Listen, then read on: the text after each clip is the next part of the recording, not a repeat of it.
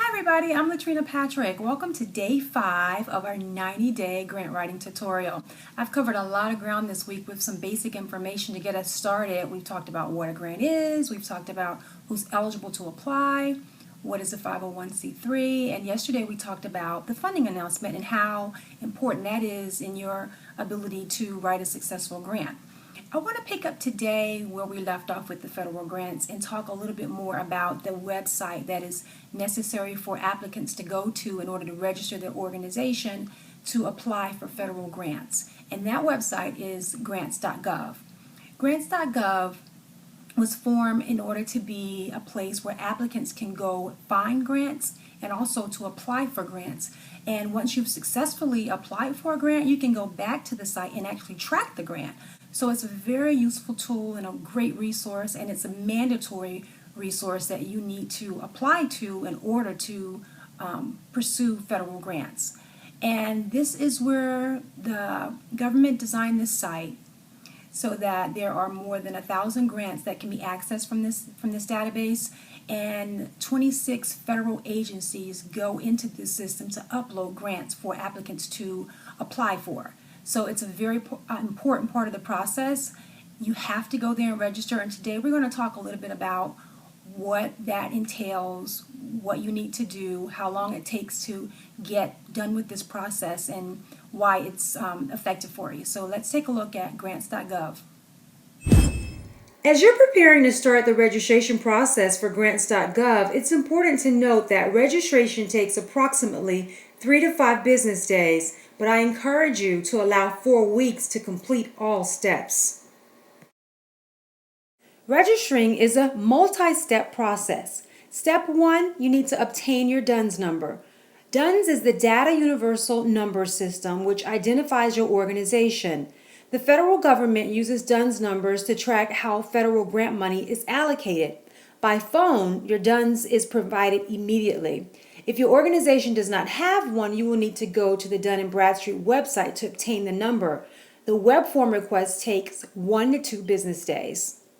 Step 2, register with SAM, which is the System for Award Management. SAM is a web-enabled, government-wide application that collects, validates, stores, and disseminates business information about the federal government's trading partners in support of the contract award, grants, and the electronic payment processes.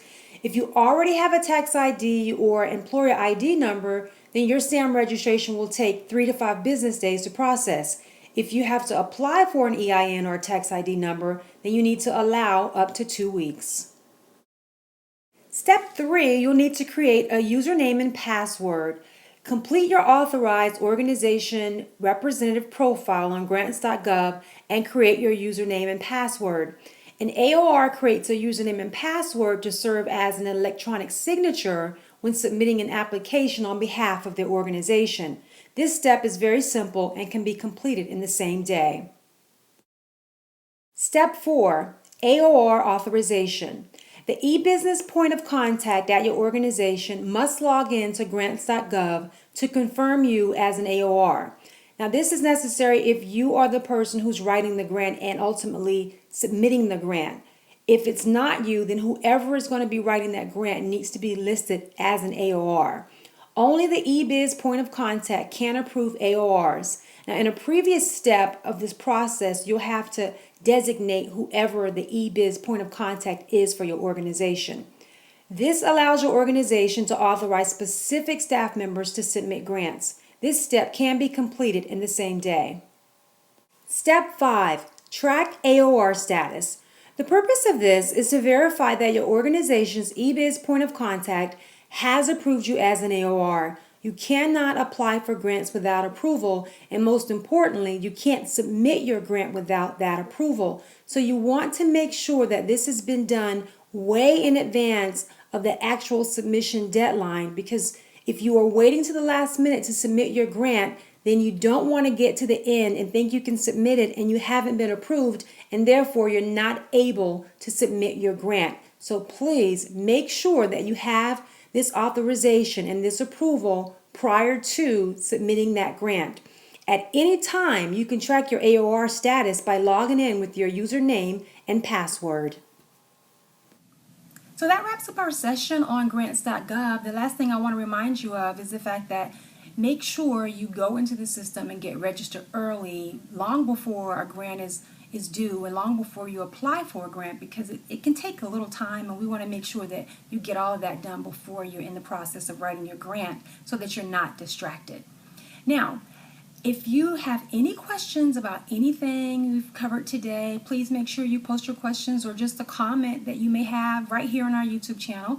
And while you're here, I hope that you'll subscribe to the channel so that you get instant notification whenever I upload a video. If you know anybody that will benefit, pass the link along and have them to subscribe as well. Another thing is we will be sending out weekly updates throughout this process every Monday to tell you what's coming up that week. But in order for you to do that, I need you to go over to my website at www.greatervisionconsulting.com and subscribe for my email updates. That way I can send you these notices every week and you'll know in advance what's coming up, and you can make sure you plug into something that you definitely don't want to miss.